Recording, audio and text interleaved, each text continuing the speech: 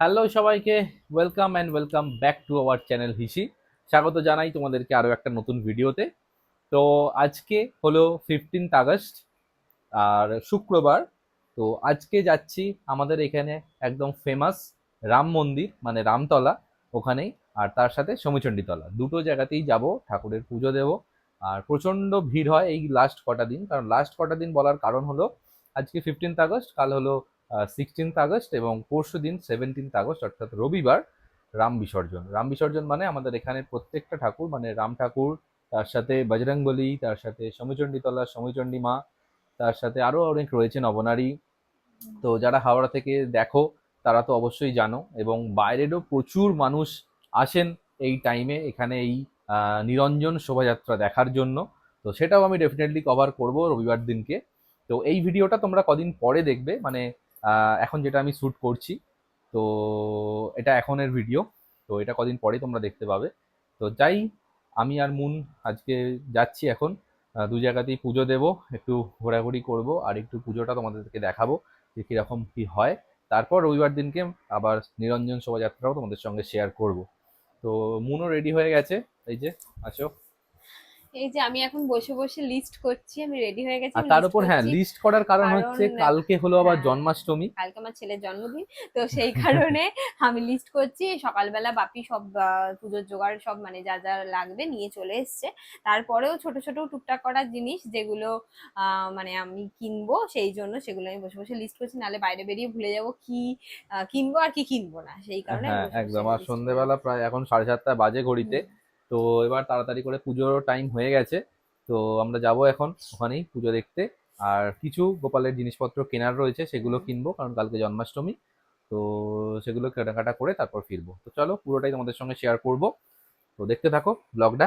চলো টাটা, বাড়ি থেকে বেরোই, তারপর তোমাদের সঙ্গে আবার দেখা হচ্ছে। টাটা। তো বেরিয়েও পড়েছি রাস্তাতে। আর দেখো রাস্তাটা কি সুন্দর লাইট দিয়ে সাজিয়েছে, কারণ সমচণ্ডী মায়ের পুজোর জন্যই এখানটা লাইট দিয়ে সাজিয়েছে। আর তারপরে চলে এসেছি পুজো দেওয়ার জন্য একটু মিষ্টির দোকানে। এখান থেকে একটু মিষ্টি কিনে নিলাম। আর মনে যে দেখতেই পাচ্ছ মিষ্টি কিনছে, তারপরে এই দোকান থেকে আলতা সিঁদুর বাতি ধূপ এগুলো সব কিনে নিল। নিয়ে তারপর চলে এলাম আমরা মন্দিরে, মানে মন্দিরের উল্টো দিকেই দোকানটা ছিল আর কি। আর দেখো মন্দিরটা কত সুন্দর করে লাইট দিয়ে সাজিয়েছে। আর তার সামনেটা সব খেলনা, তারপরে নানান রকম জিনিসপত্র নিয়ে বসেছে। আর এই যেখানে দেখছো গাড়িটা এসছে, এখানে এসছে কিন্তু গাড়ি করে পুরো এক গাড়ি আইসক্রিম। তো একটু বাদেই তোমরা দেখতে পাবে যে আইসক্রিমগুলো কি হচ্ছিল বা কেন এসছে। তো ঝটপট চলো পুজোটা আগে দিয়ে নিই। মন এই যে ভেতরে চলেও গেছে মায়ের মন্দিরে, মায়ের সামনে। কারণ সকালে গিয়েছিল, কিন্তু সকালে একটু যেতে দেরি হয়ে যাওয়ার জন্য মায়ের কাছে পুজো হয়নি, তখন প্রায় 1:30 বেজে গেছে, ঠাকুরমশাই চলে গিয়েছিল। তাই সন্ধ্যেবেলা আমরা আবার গেছি মায়ের কাছে পুজো দেওয়ার জন্য। আর প্রচণ্ড ভিড় হয়েছিল, কারণ লাস্টের 3-4 দিন মারাত্মক পরিমাণ ভিড় হয়। সবাই এখানে পুজো দিতে আসে, মানে নিরঞ্জনের 2-3 দিন আগের থেকে। আর এখানে মন ধূপবাতি যে কিনেছিল সেখানে এখন ঠাকুরকে ধূপবাতি দেখিয়ে আরতি করে পুজো করছে। আর ঠিক দেখো মনের পেছন দিকেই যে ঠাকুরটা দেখতে পেলে তোমরা, সেটা হলো সাবিত্রী সত্যবান, যেটা কিন্তু রামতলাতেও রয়েছে আর এখানেও রয়েছে। আর যমরাজও রয়েছে, যেটা রামতলাতেও আছে।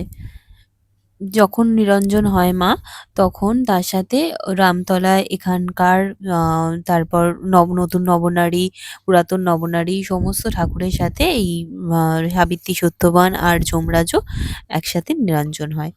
আর এখন চলছে মাকে মালা পরানো, এবং মানে মায়ের সঙ্গে তো আরো অনেক ঠাকুর থাকে। তো যেমন এখানে রয়েছে এটা ইন্দ্রদেব, তারপরে ওপরে রয়েছে জগদ্ধাত্রী, মা তারপর লক্ষ্মী, পাশে রয়েছে ভোলেনাথ। দেবাদিদেব মহাদেব, হুম। ভোলেনাথ। তো অনেক ঠাকুর রয়েছে, তো সব ঠাকুরকেই আস্তে আস্তে সন্ধ্যাবেলা কিন্তু এটা একটা মালা পরানোর রেওয়াজ রয়েছে। তো সব ঠাকুরকেই পরানো হয়ে গেছে, আর মায়ের মালাটা দেখো তলাতে রাখা আছে, কত বড় আর কত সুন্দর করে সাজানো।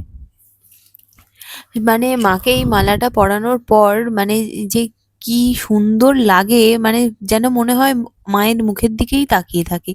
আমি তো সেদিনকে গিয়ে মানে যে মায়ের মুখের দিকেই হাঁ করে তাকিয়েছিলাম, যে মানে চোখ সরাতেই ইচ্ছা করছে না, এত সুন্দর লাগছে যে কি বলবো। এই হচ্ছে ব্যাপার, মানে এখানে এই যে এত ভিড় দেখতে পাচ্ছ, এটা প্রত্যেক বছরই 3 দিন মাকে শীতল ভোগ দেওয়া হয়।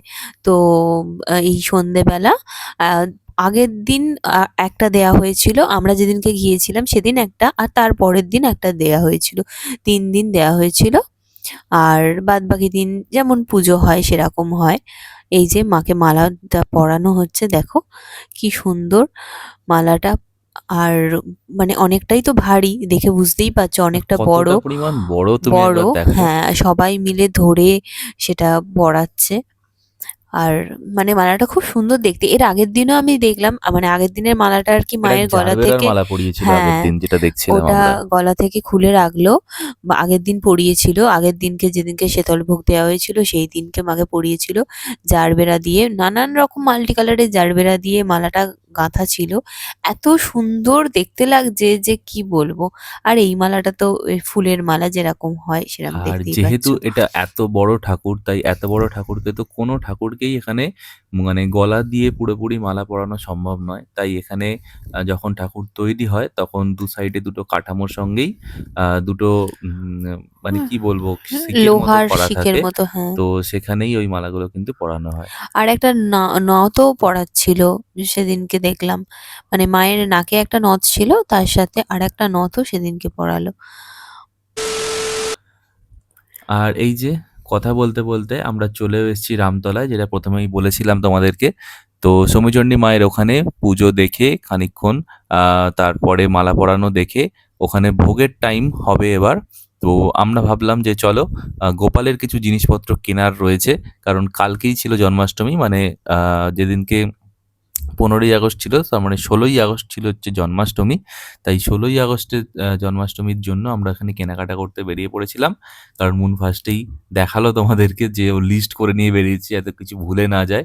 গোপালের জন্য সমস্ত কিছু নিখুঁত করে কিনবো বলে আমরা লিস্ট করে নিয়ে বেরিয়েছিলাম। আর এই দোকানটায় কিন্তু সত্যি খুব দারুণ দারুণ কালেকশনস রয়েছে, গোপালের সমস্ত কিছু তোমরা এখানে পেয়ে যাবে। হ্যাঁ, আমি সকালবেলাও এই দোকানটাতে এসছিলাম, যখন রামতলায় পুজো দিতে এসছিলাম সকালে, তখন আমি এসছিলাম। এখান থেকে গোপালের জামা, আমার আর একটা কৃষ্ণের জামা, আমার বাপের বাড়ি গোপালের জামা সব নিয়ে গিয়েছিলাম। তো তখন আর তাড়াহুড়োতে ভিডিও করে ওঠা হয়নি। আর এই সন্ধেবেলা গিয়েছিলাম আরো কিছু জিনিস কিনতে, তখনই তোমাদেরকে দেখালাম। দোকানটায় তোমরা যেতে পারো, অনেক রকম গোপালের সাজ রয়েছে, খুব সুন্দর।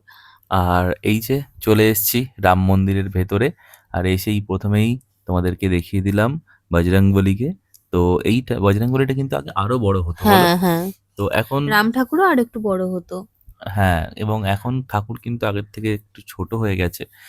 আর এই হলো বজরংবলী, আর এই হলো আমাদের রামচন্দ্র, আর পাশেই রয়েছে সীতা মা।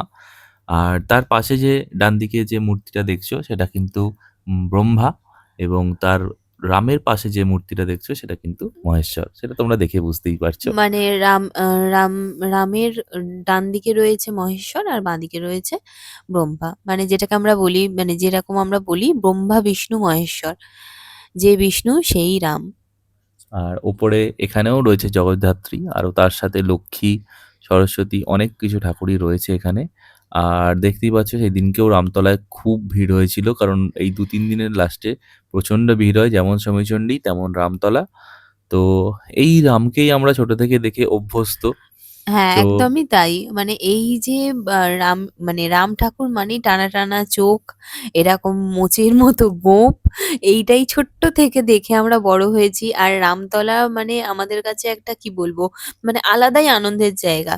মানে কোথাও বাইরে কোথাও ঘুরতে যাই বা না যাই, জানি না সবার মেন্টালিটি সমান না, কিন্তু আমার কাছে তো মানে মায়ের কাছে বায়না করতাম ছোট থেকেই, রামতলায় নিয়ে চলো, মানে মানে রামতলায় যাব। বছরের এই 4টে হ্যাঁ, মাস আমাদের কাছে একটা অন্যরকম, যে অন্যরকম। কতবার যাই হ্যাঁ। রামতলায়, বোধহয় মাসে মানে 4 বার আমি করে তো আমরা যাই। এখনো পর্যন্ত কেউ যদি নাও যায় আমি একাই চলে যাই রামতলায়। যেদিনকে রামনবমী হয়, রামনবমীর দিনকে আমি একাই চলে যাই রামতলায়। কেউ যদি সঙ্গী না পাই, রামতলায় গিয়ে আমি পুজো দিই বা না দিই, আমি রাম ঠাকুরের সাথে দর্শন করেই আসবো, মানে রাম ঠাকুরকে দেখেই আসবো। আর এখানেও করা আছে, এখানেও পাথরে রাম সীতা, তারপর ভোলেনাথ, তারপর নারায়ণ এখানেও আছে, কিন্তু এই যে এইটা এখানের মূর্তিগুলো তোমরা দেখছো, এই এটা 12 মূর্তিগুলো মাস কিন্তু থাকে। সারা বছরই থাকে। হুম। তোমরা এখন এই মূর্তিগুলো সারা বছরই দেখতে পাবে, বছরের বাকি ৮টা মাস। হ্যাঁ। আর ৪টে মাস তোমরা কিন্তু ওই রাম ঠাকুর দেখতে পাবে, আর বাকি সময়টা দেখতে পাবে না। তো আগে এগুলো কিছুই ছিল না। আর এখানটাও যে এই যে মন্দিরটা দেখতে পাচ্ছ, এটা এরকম কিছুই ছিল না। এখানটা পুরোপুরি ফাঁকা ছিল এবং এখানে প্রত্যেকদিন বাজার বসতো। তো এখন সেই জিনিসটা আর নেই, এখন পুরোটাই পাল্টে গেছে। না, বাজার বসে, ওদিকটায় বাজার বসে। আর এখানে রয়েছে পুরোপুরি দেখতে পাচ্ছ মেলা। এই মেলাটা কিন্তু সারা বছরই তোমরা দেখতে পাবে। তো এখানে একটা কাকু খুব নাচানাচি করছিল, তো দেখে নাও তোমরা একটু কাকুর নাচ।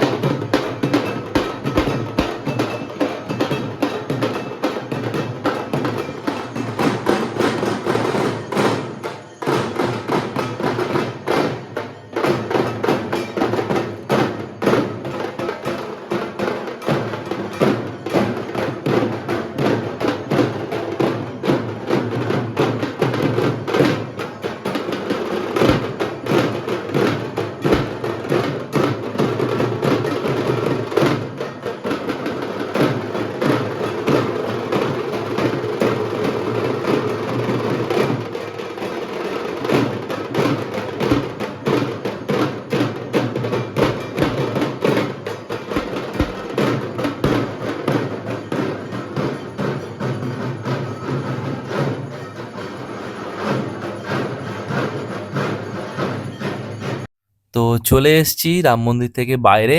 আর কাকুর নাচ কিরকম লাগলো তোমরা কমেন্ট করে জানাতে অবশ্যই ভুলো না। বাইরে বেরিয়ে আমি কিছু জিনিস কিনছিলাম, যেরকম চামচ, একটু ছোট হাতা, সাঁড়াশি, এইসব টুকটাক।